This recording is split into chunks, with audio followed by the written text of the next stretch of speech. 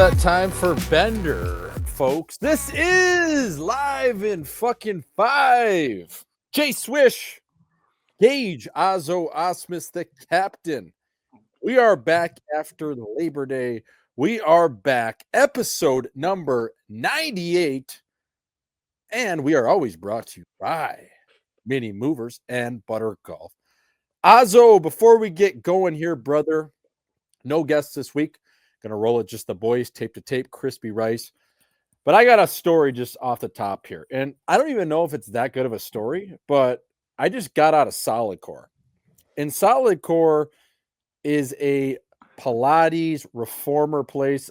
Probably a lot of the dudes listening to this podcast probably have no idea what I'm talking about. But a lot of ladies go there. A lot of cougs, a lot of just women that like to stay in shape. I like to do it once a week because it really gets my hips going. It helps alleviate a lot of stress in my lower back and ultimately get my kind of my core firing. When I was played, I always, battled lower back issues. So it really helps me, especially when I'm lifting. So I'm in there today. I'm back from New York, obviously, and I'm in there. And there's a lovely trainer in there. She's taking us through it. It's not that busy of a class because it's kind of midday. It's Thursday. It's ladies' night. There's probably 18 reformers in there, and probably I would say half are being used. So there's like nine clients in there, 9 people in the class. And I've done a good amount of Solid Core actually in my day, probably over a couple hundred classes. Not a big deal. But I'm in the class, and there's some new people in there. They haven't really done it. They're trying to get acclimated to changing your springs. She's helping them out, and she's kind of looking at me as like the class leader because I'm decent. I got a decent one-legged lunge. I can do some of these things. At this point, I would say I'm probably advanced. I think they consider you advanced if you've done over 50 classes or whatever. So I'm in there, bro, and she's calling me Brian. Now, Brian is another dude in the class that is on the far end, but for whatever reason, she thinks there's 2 Brians in the class at this point. To the point where she's coming up to me with the microphone and like she's the offensive coordinator in my ear, calling me Brian. Nice job, Brian. Everyone look at Brian. Now, how long do you let that last? Like the class is built around time under tension. This is giving me tension as is because I'm offended. You think I'm a fucking Brian. Now, if it was a cool name like Jalen or DeMarcus or I don't know, some sick swaggy name, like Gianni or something. A sick name, Paulie. You're just a Brian to it. But fucking Brian? What are we doing here?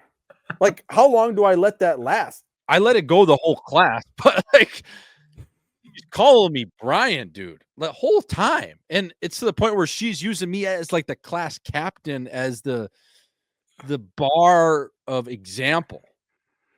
Yeah, but I'm not Brian. How does this class end, Jordo? Do you guys come in for like a team huddle kind of breakdown type thing? Is everyone like looking at each other like, nicely done, fellas? Or is everyone just strictly out of there? Like you're not talking to anyone? Yeah, it's pretty much you just wipe off your machine and you're out of there. I was going to say, if you had a huddle, you could bring it up like in a funny way. Like, hey, I thought that was a good workout, everyone. Name's actually Jordan, but I'll go by Brian if you want. Yeah. Something like that. But it's either you call it out right away, and then you kind of feel like a douchebag because you're like, I don't care that much, but I'm correcting you because that's not my name. Or I think you're Brian now. You don't want to say shit. Like I'm fucking grinding to the point where like this class breaks you mentally and physically where there's no cued breaks in the class. So you are on your own to when ultimately you decide when failure is, and then you take a rest. Like most of the time for most of the exercises in the class, also you haven't taken a Solid Core class, right? No. You should take one. They have one at the St. Louis Park. I see them all over. They look cool. And that's the place they keep score. Like you're competing against others, right? No, not really. No. Okay. That's Orange Theory, I think. Yeah.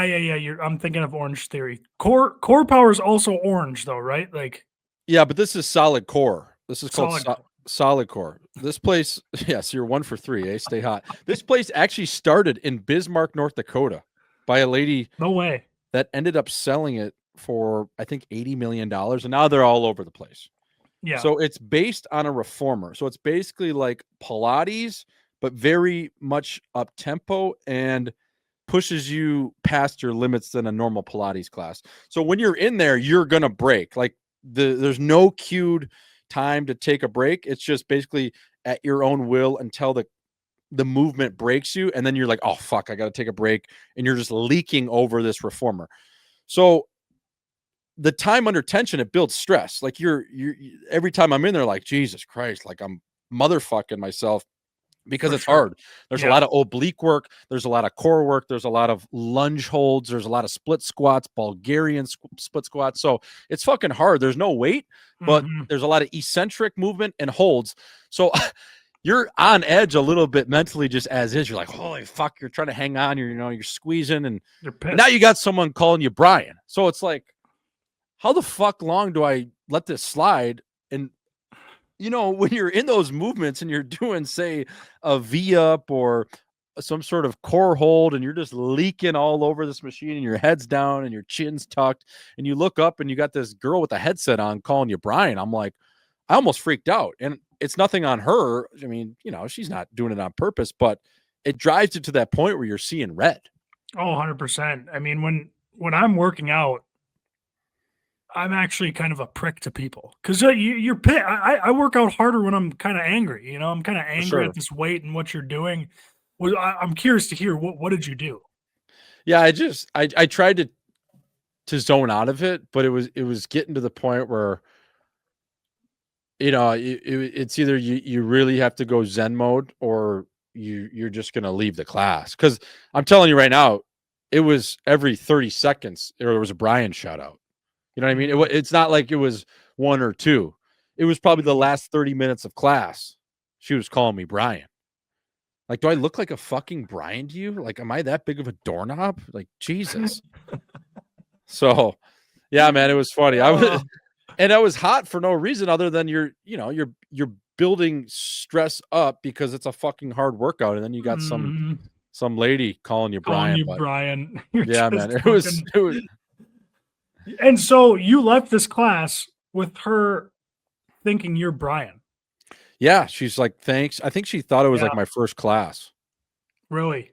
Yeah. How many? So you've actually went 100 times. I mean, that's at least. Yeah, that's pretty impressive. Yeah, I mean, I used to do it all the time when I was living in Minnesota. I would do it once a week in the off seasons when I was playing. So you've never had this instructor before?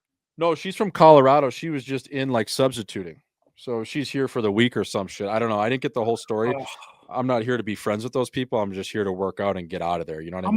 How much do you think it affected your workout?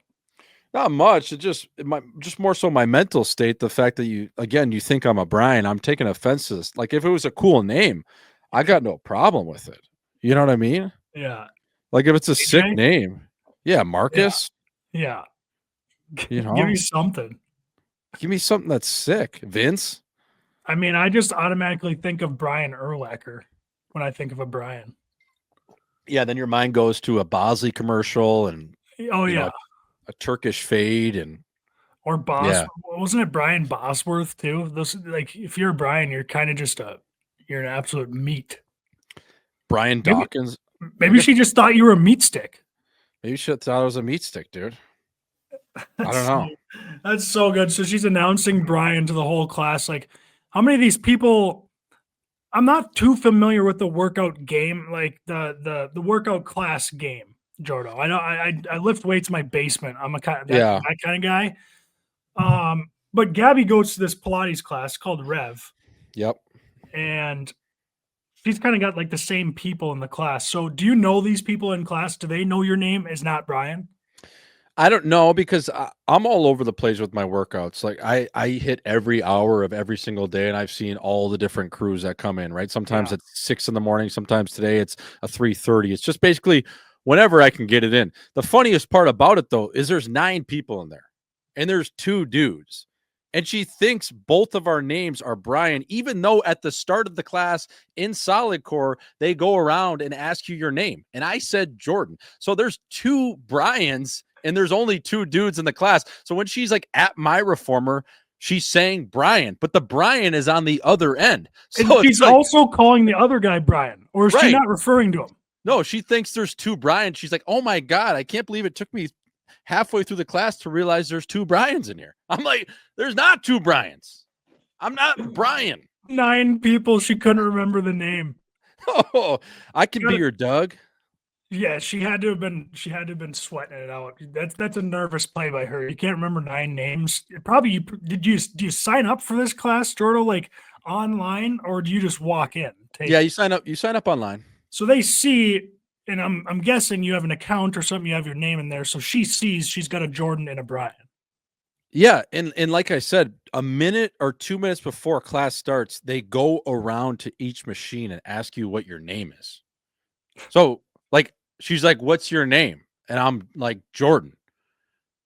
And then 5 minutes later, she's got the headset on and she's over the top of me at my reformer in my machine, calling me Brian, saying, "Look at Brian. You can add weights like Brian. You can put your hands above your head like Brian to increase the intensity. Look at Brian over here." I'm like, who the fuck is Brian? Like, I'm looking at her, staring at her. I'm like, is it me to say something at this point? So I just tried to let it breeze over.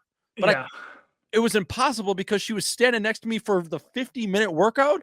I would say the headset was over my machine and her chin over my machine where my springs were for probably 30 minutes, man. Like, it was long. Like, that's why I wanted to bring the story to your attention, because it was hilarious. I was like, what? I thought it was a joke.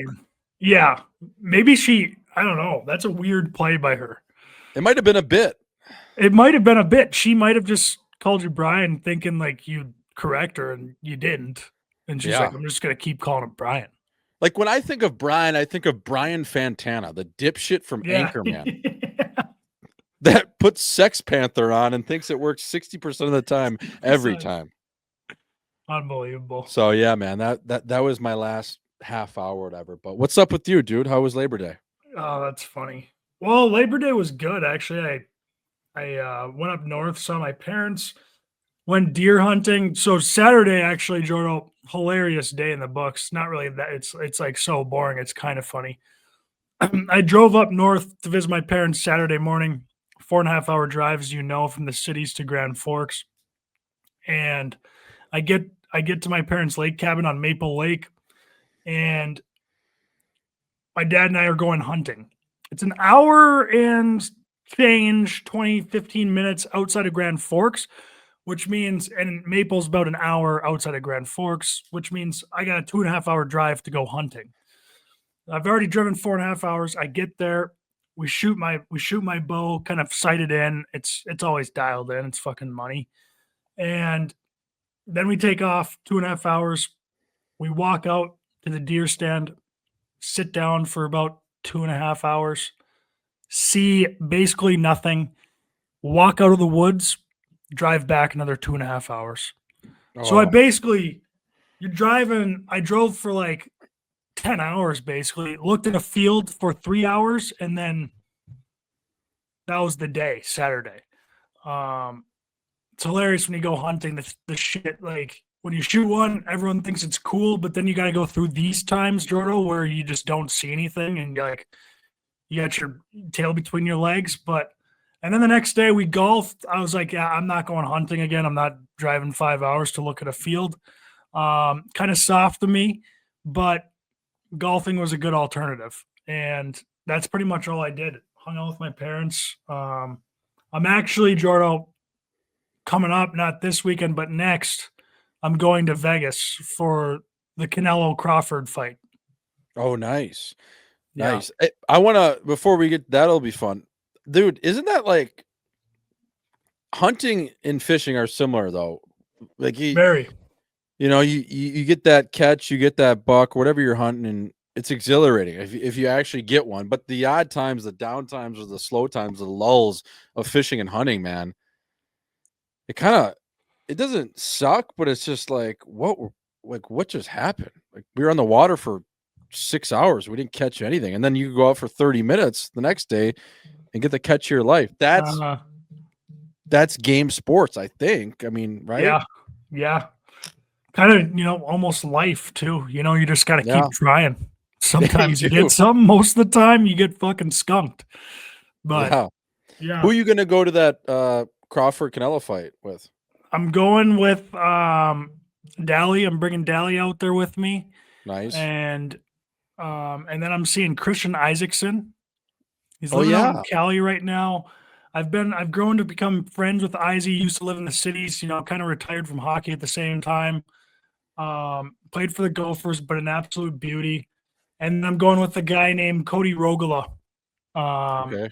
used to so Dally's still a mini mover with us. Rogues used to be, so it's kind of a mini mover crew going with Izzy. I like it. Yeah, it'll be a good time. You see, there's rumors that Floyd Money Mayweather and Mike Tyson are gonna fight. I saw that. What is up with these charity fights, man? These exhibitions, they're never ending.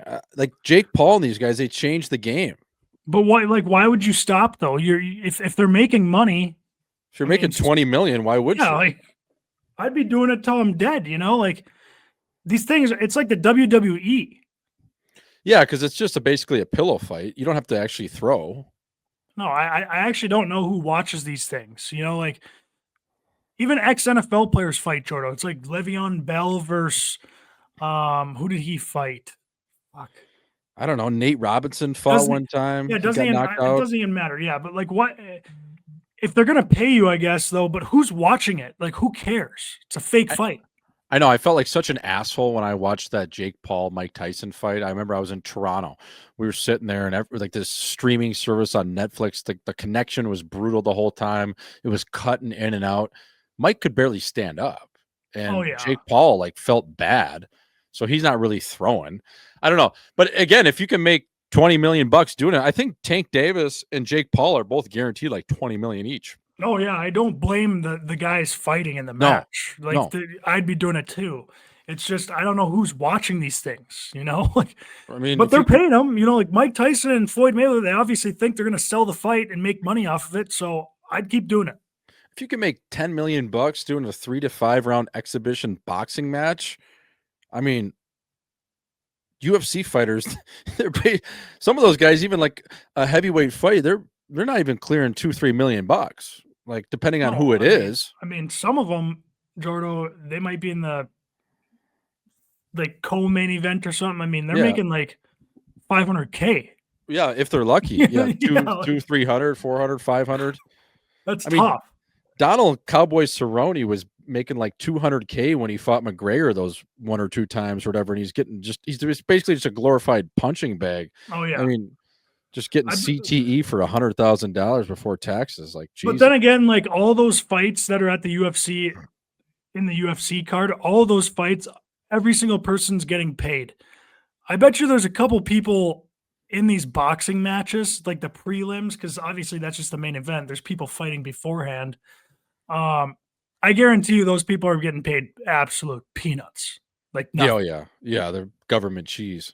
So the UFC does have to spread out their money a lot more, but I don't know that TV deal they just got might change things. I don't know, but it does seem like they don't get paid a ton. But then again, they only fight like 2-3 times a year, Jordo. Yeah, yeah. Probably max 3. I would say probably 2. Yeah, so it's tough to justify paying more. I guess like the UFC's not making like fucking boatloads off just one event. They put together a bunch, and that's where they make their money. Yeah, for sure. Yeah, and they got that. I just think they have different things in the UFC now. Fight of the night, knockout of the night, or whatever. But I feel like for what they're doing and their volume, they can increase some of those pots, if you will, for some of For these sure. guys. For I sure. mean, it's like 100,000 for fight of the night. It's like these guys, they could throw that up their nose at XS in Vegas that same night. It's like, I know. what is going on? But I yeah, know. It's that's a little weird. it is. Weird.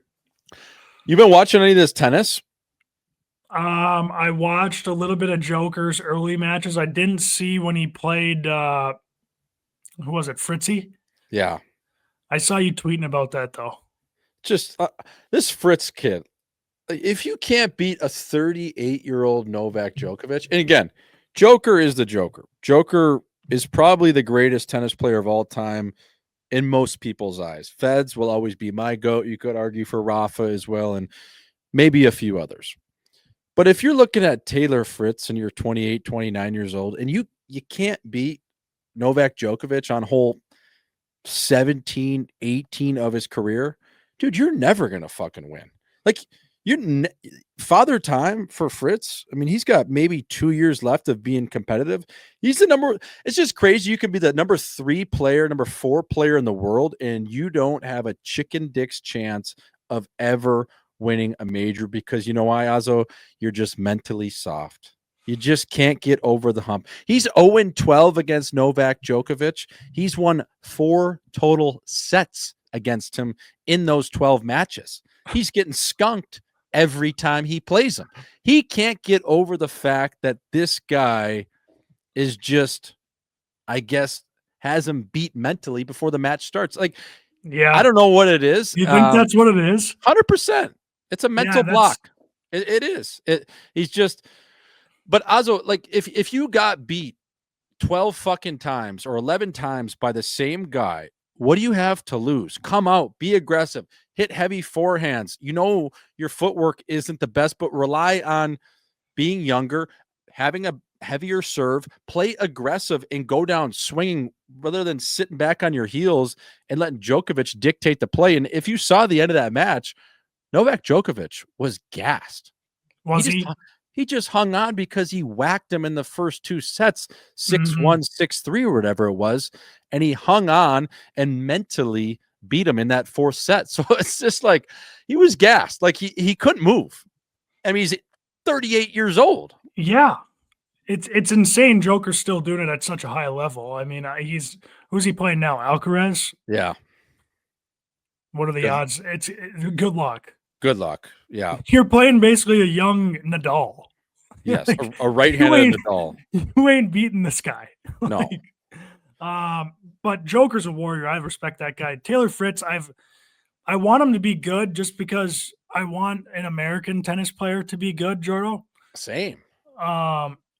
It just hasn't happened in so long. Like, and what was Fritz in? Was he in the final at Wimbledon? No, he wasn't in the semifinal. He made the semifinal. Yep. He played well there, but it's like I just wish he'd break through, and it just doesn't seem like it just seems like he's so far off. You watch him play Alcaraz or Sinner, those guys look like it's not even close for everyone else. No. I mean, the way I saw Chinner play on Monday night, and he played that Bubalik guy that beat Tommy Paul. Tommy Paul was hurt. He has a hernia. So he was basically hanging on. He could barely move with that hip flexor, that hernia area. And in the 5th set, he came unhinged, and Bubalik beat him 6-1 because Tommy Paul could barely move. So that game, I knew going in, 36 hours later, Bubalik was going to have his hands full against Chinner. And it was just clockwork. Like the footwork, the forehand, the backhand, everything is so crispy. I honestly think I've seen a decent amount of tennis, not a ton. I've watched it for, off and on over the years. I've never seen a forehand like Sinner's in my life. And it's not necessarily how hot it's coming out, Auzzo. It's how low to the net it is and how much top spin it has. It's always coming at the opponent's ankles. Like nobody can get good wood on it. It's the way he can control a match just with that forehand and just play chess with those guys. I mean, he was just toying with that poor bastard out of Kazakhstan. That match. Oh my God. He just was working him over. It was 6-1, 6-0, 6-1. So 6-1. Demoralizing. Yeah. Demoralizing.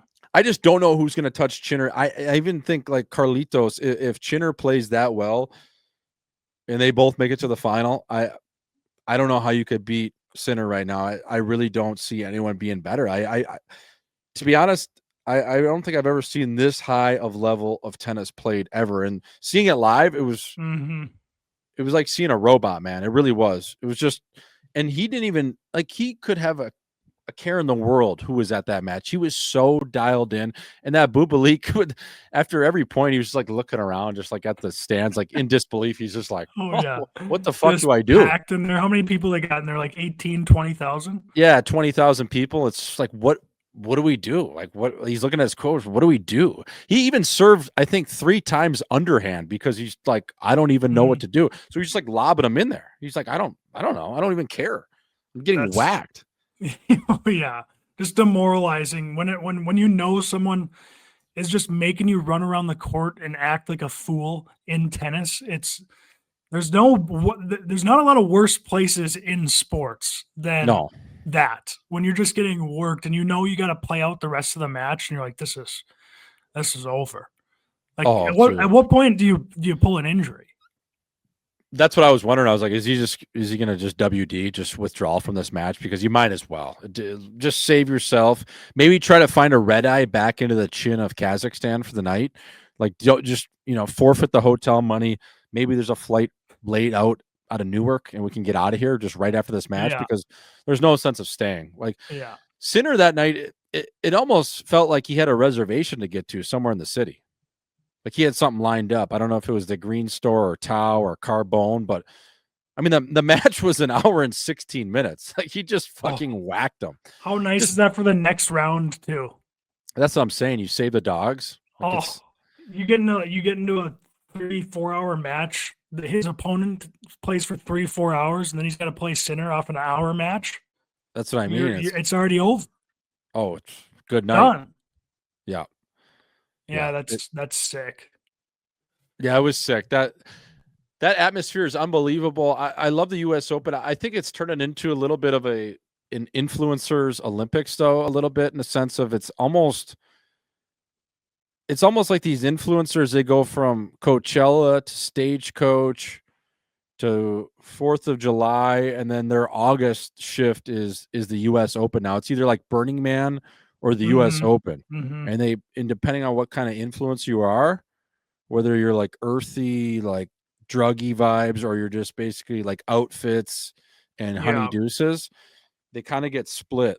And I feel like, I don't know, it was hilarious. It's almost like more like a scene than people actually even watching tennis at this point. Like, how many tennis fans are actually there? You know what I mean? That's what I was going to ask you about, Jordo. I was actually really curious about, because I've never been to a big time tennis match, but I've been to kind of all the other ones. You got hockey where there's a lot of people boozing, really into it, like loud, yelling at the ref. Same in football.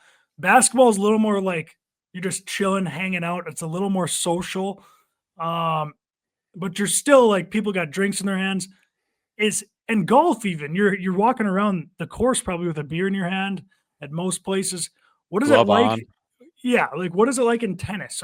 It's such a long match too, and you're sitting there. Are people actually just sitting there silent, watching the match, probably drinking a water, Gatorade? Is that most of the crowd, or are there people there like boozing a little bit? Yeah, I'd say there's people boozing a little bit. I think especially at the suite level, they're boozing, but it's very white collar. It's very, I don't know, I guess, classy or elegant, or people that think their status levels are higher than the average Joe a little bit. You know what I mean? Like, when I walk in there with a full New York Knicks jumpsuit on, I'm getting looked at. Like, I don't have the Burberry on. I don't have the designer on. I'm not wearing all white. I don't have the penny loafers on. Like, I have a fucking beanie winter hat on, shades, and a New York Knicks jumpsuit on. And people are looking at me like, who the fuck is this guy? And that's what I want to bring, because there needs to be more people like me in there, a little bit more diversity. I like going Auzzo to watch all the other courts. I like to watch the doubles matches. I like to go in there and watch the juniors. I actually ended up meeting a cool guy over the internet that coaches at USC. He's the associate head coach at USC who coached pros for 10, 15 years. He coached Amanda Anisimova, who's in the semis now, for 2 years. He's coached Stevie Johnson, who was a great player at the collegiate level and then turned pro. So I got to chop it up with him, talk about tennis. Like, I actually like the game. But to answer your point, I don't know how many people are actually there just to watch and take in tennis, where I think probably half the crowd is there for the Instagram pic. I really do. I think it's become that, especially the night session at Ash. Yeah. Well, what are they doing during the match? Are they like talking or just taking pictures or On their phone? Yeah, getting pictures. on their phone? Yeah. Dude, I saw this couple. This guy, so it was after the Sinner match ended. This guy had his girlfriend's camera, and I was talking to my sister. She's like, "That's a fucking $10,000 camera," and they went to like 3 different angles right off, because we were like 3 rows up. We had 6 seats. We were in like the box level. So they came down there to like row 1. Over 300 pictures of his girlfriend or his wife at that level with different angles. She's sitting here. She's got the sweatshirt draped over her. She's got the sweater on. She's got her Chanel shades on. She takes them off. She does her hair up. She does it down. It's like, holy fuck, man. If I ever got myself in a situation like that, just like nobody's hot enough to be doing that. Come on, buddy. Not But even close. there was a ton of that. You know what I mean? Yeah, I That's think, kind of interesting to hear who the cameramen are of these influencers, though. So yeah. that was a boyfriend. What is that typically the case, or do they have like just people walking around with them? How does that work? Yeah, I would say, a lot of times, because the gay best friend is really in right now too. It's like ketamine. It's like it's really in. Like everyone has it on them. Like they have a gay best friend, or so I think a lot of times it's that. But I think that the stars have always showed up late night at Ash. Like Alec Baldwin was there despite killing a guy. The lady that started Vogue was there. Owen Wilson, Ben Stiller were there the other night. So I think you've always had those type of people in there. But I think now more so, the old movie star is now the influencer, right? Yeah. So that's where I think you get these people that come in and, they try to like make it a scene. They really are just there for the picture. It's hilarious. It really is. Like they probably couldn't even tell you who's playing. Really. I mean, they know Sinner. What's a ticket cost to get in there?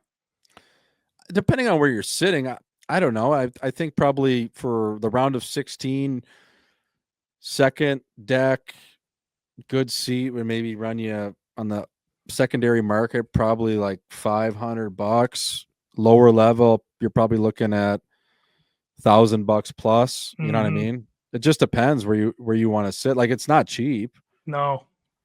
Couple thousand if you're buying it on StubHub. Like if we got our tickets at face value, we got a good deal on them.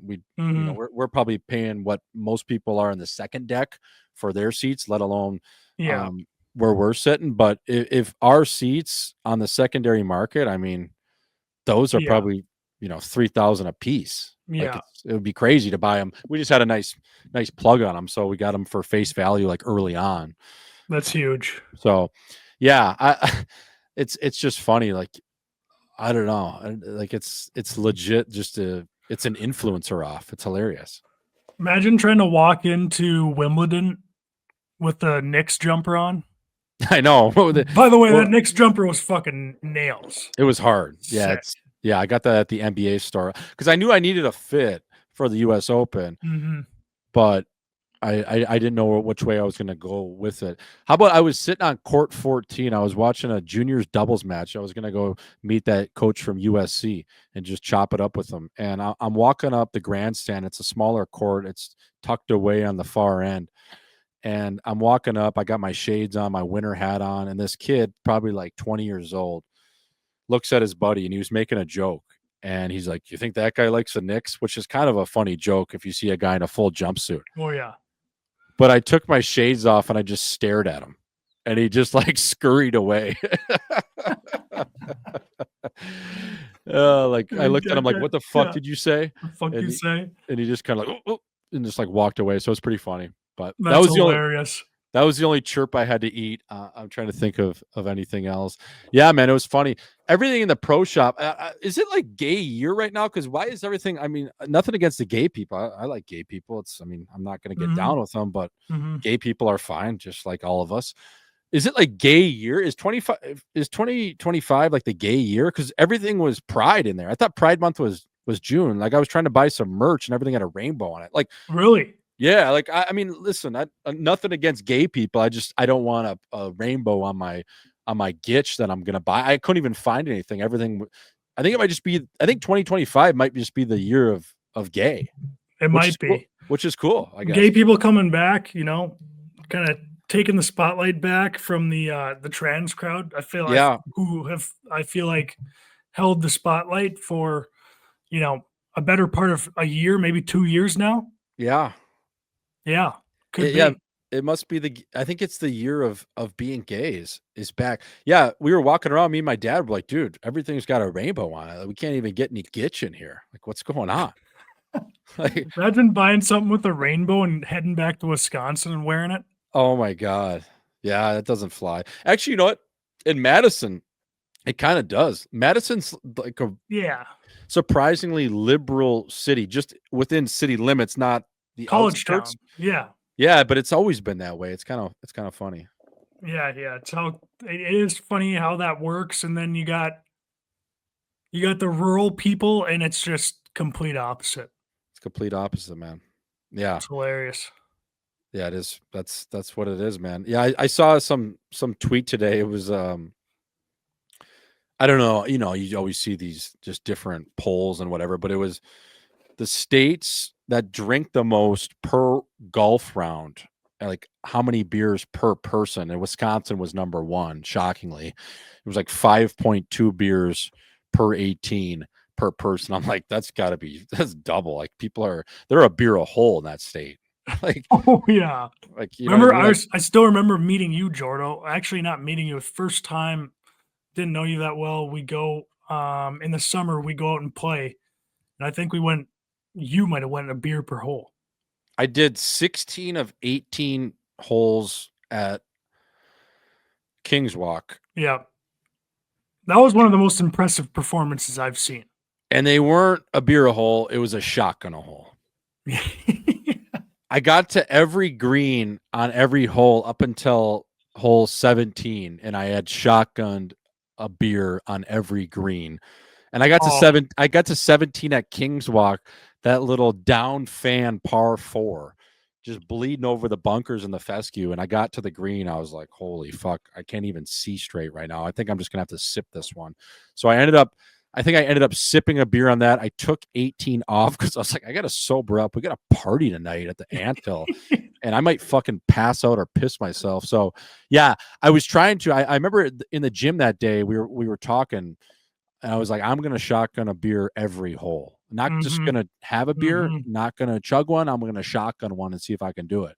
And I got to hole 17 and I couldn't even see straight. I was like, Jesus, I'm in a match here too. I gotta fucking tighten it up. So yeah, that was impressive. I wonder how many I could do now, man. I could probably get to hole like 6. It would be pathetic. Oh, and I think I'd have to turn around and go back home and go to bed. I don't even know if I'd be able to get to hole 6. I'd puke before. Yeah, I wonder why that is. Why do you have so much more piss and vinegar in you at that age? I don't know. It's crazy. But that was like a time, where you have nothing else on your mind. You're just free. And that was a day we knew the whole day was going to be dedicated to flooring it. It was summer, we had just got done with a long week of working out. It's like we got nothing else to do but floor it today. You don't get that very often anymore. Dude, imagine a Gen Z kid trying to shotgun a beer a hole. Like, there's just no way. They don't have the mental capacity. They don't have the chin. They just don't have any sort of nail gun in them to do that. Gen Z can drink for like 3 hours. I've seen it. Gen Z is the softest generation. And we always say, and people before us, our time would say, oh, these guys are fucking pussies. But I generally think Gen Z doesn't know how to booze. Gen Z has no chin. Gen Z has been pampered, babied. It's a TikTok era. It's soft, dude. I hate to say it. Gen Z, millennials put Gen Z to fucking bed. And then they wake them up and they say, do you want it again, motherfucker? And they don't. They just don't have that dog in them. There's something about being a millennial. And I think like Gen Z, I think technically starts at 1997 to 2012. My sister is a 97. I don't count her as a Gen Zer. I think true Gen Zers start at the year 2000 maybe even 1999, depending on how you were raised. Like if you're a Gen Z, They grew up on the screen, man. They yeah, but grew up on the screen. They had a right. phone, they had an iPad, they had all these things that, we didn't grow up with necessarily. They didn't grow up smoking darts or chewing. Their parents always knew where they were because their location was turned on a phone that they had since 5th grade. Like think about you, man. I didn't have a phone until 9th grade, and it was an No. LG flip phone. Before that, you couldn't get a hold of me. If I didn't come home for dinner, you might think as a parent, this kid might be dead. Like I just hope he shows up. I'm going to call maybe one or two parents landlines, their house phone to see if he's there, but other than that, that's kind of that's my only lifeline as a parent here. Gen Z, they grew up with a chip in their back like they were a dog. But the thing is with Gen Z, say you're born in 99 or 2000, if you had older siblings, then I think you're kind of grandfathered in.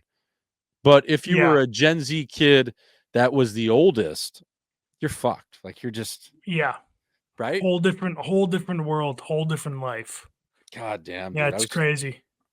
Gen Z. That was a Wisconsin effort, though, that day on the course. That was a hell of an effort. Yeah, Wisconsin effort in North Dakota, which North Dakota can really respect. Yeah. Yeah, that was the whole neighborhood knows you had a good time, Jordan.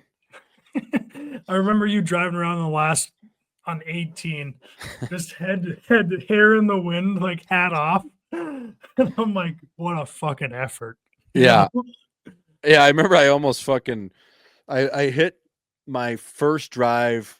Well, I hit my drive on that par 5, like left, and then I like almost tugged one into the water. And I remember pulling up to that ball just on the creek there, or the pond at Kingswalk on 18. I'm like, should I just drive this fucking cart right into the pond here? Because that's how drunk I am. Like, nothing matters at this point. Yeah. So good. Yeah. Auzzo, we got week 1 starting up. We got a football game going on right now as we're recording, brother. Wanted to ask you, not football guys, but guys that talk football every now and then. You got any week 1 storylines you're looking at? Do you have maybe a lock on Sunday that you could give the people? What are we looking at here, big boy? Do you have anything that you might throw a little action on or sprinkle a little luggage on?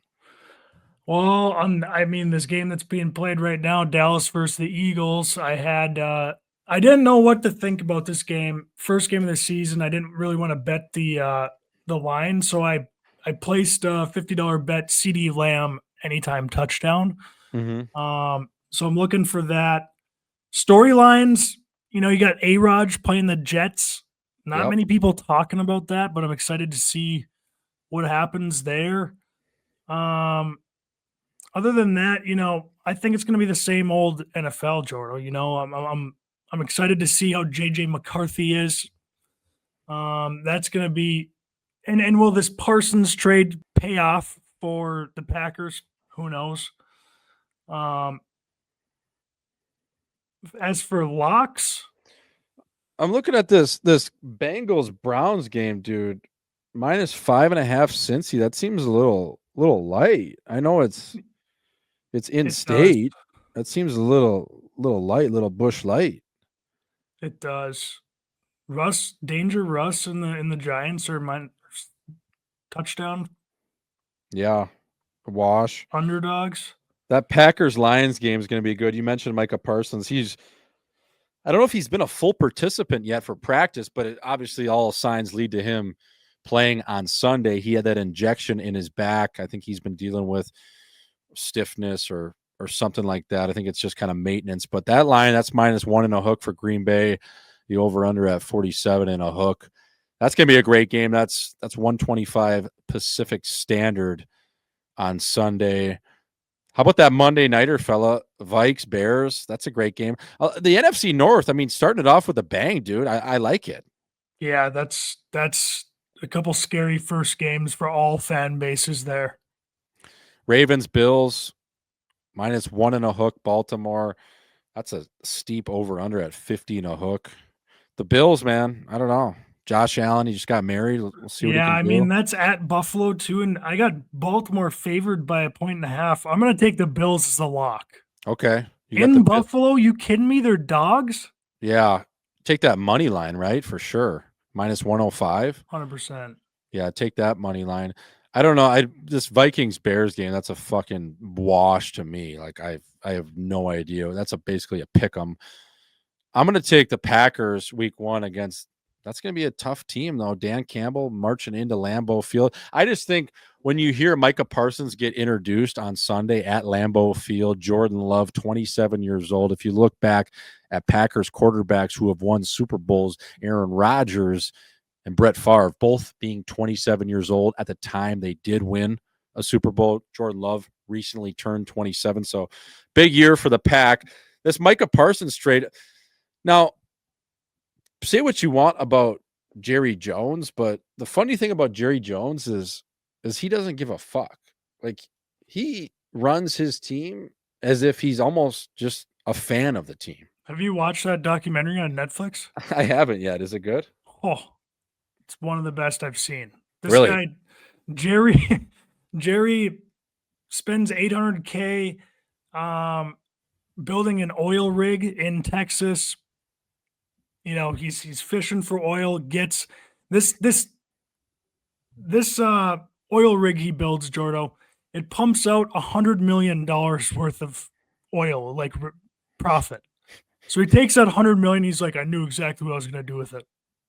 Buy the Dallas Cowboys. That's what he did with it like 35 years ago. And then he made some crazy plays. He's always been an absolute prick. No one likes him. But he made some crazy plays, and obviously they're the Dallas Cowboys back in the day, America's team, you know. Troy Aikman, Emmitt Smith, Michael Irvin. So fucking sick. When you watch that, you're like, yeah, he's a dickhead, but he's done things fucking right, you know? Did they get into the differences he had with Jimmy Johnson and things like that? Yeah, they did. A little bit. Yeah. It's weird. That's the best thing about Jerry, though. Jerry is he's just the biggest micromanager of all time. Oh, yeah. And he's the GM. He can't. He's the GM. He doesn't know anything about football. He doesn't know anything about being a GM. I mean, he knows football. He played college football, but he doesn't know anything about being a GM of an NFL football team. No, he's running that team like it's franchise mode on Madden. Yeah. Like he firmly sat in front of a microphone and said his team is better without Micah Parsons. We're a better football team today because now we can stop the run. Before, we could stop the pass, but we couldn't stop the run. So we get rid of Micah Parsons, who's the best DN in the league. And he says now that they're better up the middle through the guts, so we can stop the run. Well, what about the pass now, Jerry? Like, you know what I mean? Yeah. This isn't just UPS. We don't just keep it on the ground here, fella. Yeah. I don't know. It was so funny. Like he just sat there and was so confident. That was hilarious. I mean, he's getting old now, you know. He's getting old, but yeah, he just does shit like that. And he's got some bowls. He's got some Super Bowls. So you're like, you got to tip your cap. Right. And they're also 25 years ago. That's the best part. Oh, yeah. It hasn't happened in so long. It's been so bad. I mean, Jason Garrett had a job for way too long just because he was an absolute puppet for Jerry. It's funny. Jerry's kid, the one that works for the Cowboys, he looks older than Jerry. Like it's funny. I know. He had his whole family. He recruited his whole family to run the operation. That is the Dallas Cowboys.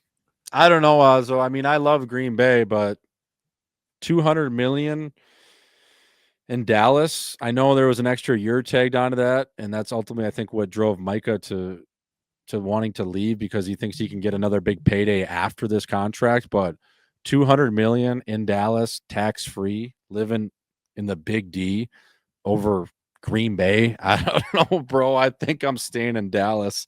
Like, yeah.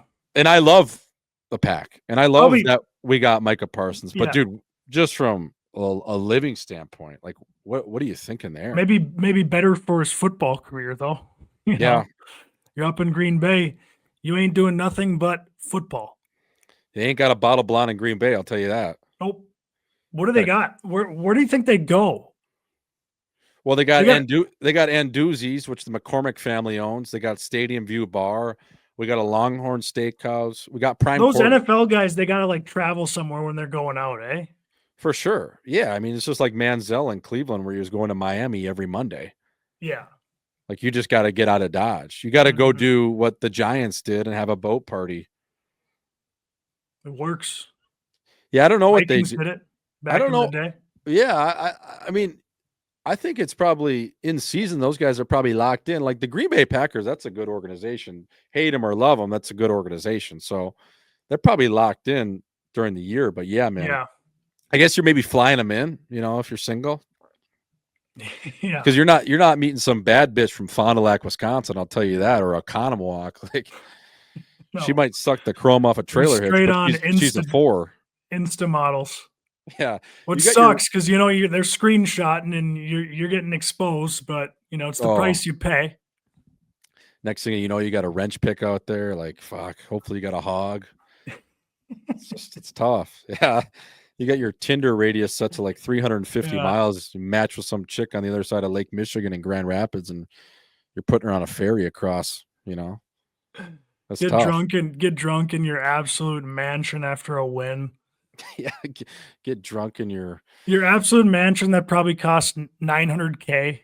Yeah, in Green Bay. You're in De Pere, Wisconsin, right on the Fox Valley River, and you got some mansion. 8,000 square feet. 1.1 million. All time. Auzzo, this week's People's Insider Term of the Week is here. And this week's People's Insider Term of the Week is typewriter jaw. Now, we all know that buzzsaw in a group of friends. We all know that dude that doesn't shut the hell up and just keeps absolutely firing like there's no tomorrow. That's a dude with a typewriter jaw. He's humming. He's the Energizer Bunny. He is buzzing like a no vacancy sign. He's buzzing like your first chew you've ever had. You're sitting at a restaurant. You're sitting in a group of friends. You're at a party, and this guy, this gal, maybe you know him, maybe you don't. Maybe it's just a random civilian, but you're like, holy fuck.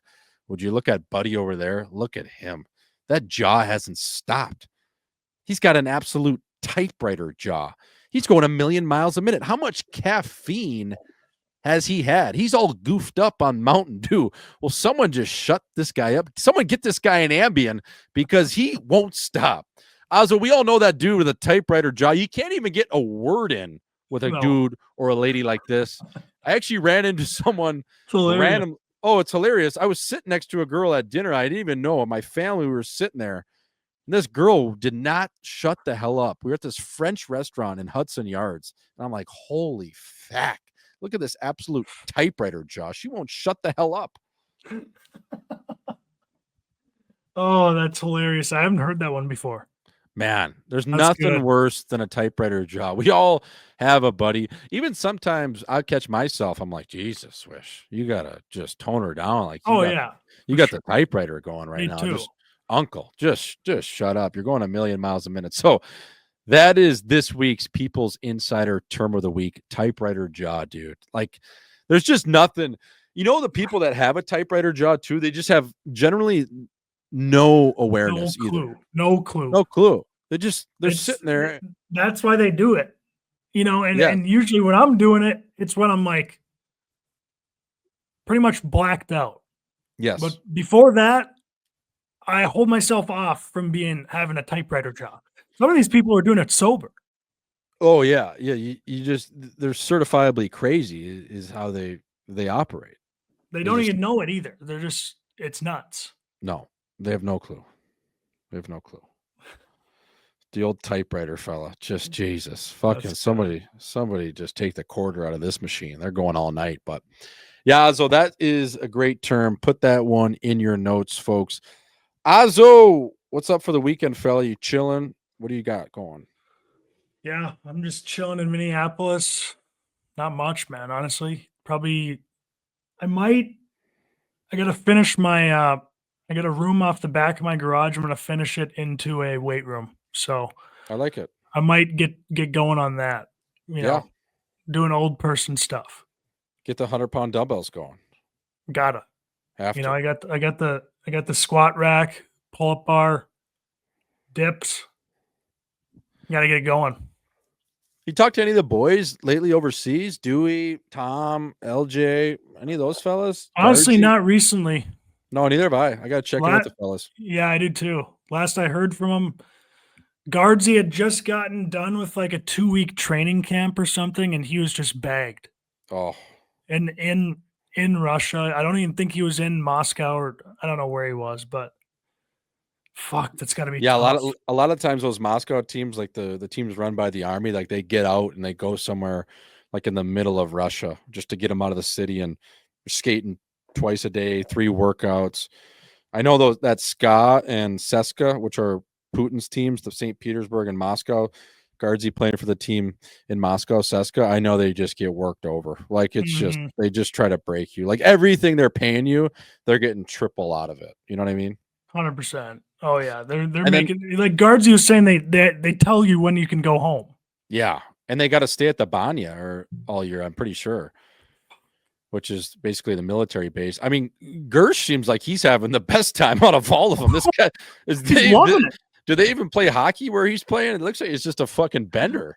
It looks unbelievable. They're always just at these. I mean, some of those spots got to be some of the coolest spots to drink a beer in the world. Yeah, you're playing in the Italian Alps. You're listening to this DJ. You're late nights. You're in Helsinki. He was texting me in the group chat asking for spots in Helsinki. I'm like, Jesus Christ. Big win for the fellas, too. Big win for the fellas. Champions League. It's August. Oh man.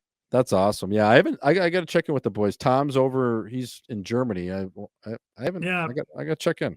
Tom's never been good with the phone, so I'm not surprised to not hear from him. I mean, Dewey, I hear from a little bit just in group chats. Yeah. But not anything about like how he's doing. No, but I think he's having a much better time because this coach is more serious. His last coach, I don't know if you saw a picture of him, Jordo, but not great. You know, they got relegated. Yeah, and well, his where he's playing too is right on the water, and it's close to Copenhagen, which is a great city. That's in my top probably 3 cities in Europe I've been. So he's got a nice little program there in Rogla. It's right on the water. Yeah, right on the ocean, and then you can dart right down to Copenhagen. Even Malmo, Sweden's right there too. So those are 2 good spots. So I'm sure. I mean, anything beats the northern chin of Sweden where he was last year. I just tip my cap for him for grinding that out. Yeah. So yeah, he's got to be loving life now. Yeah. Larry's probably just doing the same old, you know? Yeah, I saw he was named assistant captain. So, you know. Maybe he's learning some Russian. Yeah. Who knows, dude? He should bring back a souvenir one of these years. Find himself a Russian chick.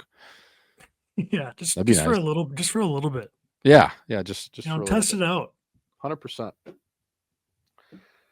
All right, Auzzo. Well, we'll be back next week. That was episode number 98 of Live in 5. Tape to tape with the captain. As always, folks, Butter Golf, Mini Movers. You check out this hoodie I got. Just sick. Marley's. Yeah, the equipment guy, Chris McCage and Bill Burns. So they were both my equipment guys for the Marlies. Kager actually ended up moving up to the Leafs, and he works under Bobby Hastings, who plays the old tickle sticks with the backup twigs. So yeah, they're 2 of the best in the business. And I said, fella, you know, can I get some Gitch with 93.1 on it? And they hooked this up, so it's pretty juicy. So shout out to those boys. Shout out to the jungle, man. God bless the broken road. Got training camp starting up here next week for the boys. I know rookie camps at least. So, Auzzo, that was Live in 5. Folks, I hope you enjoyed it. We out. Woo!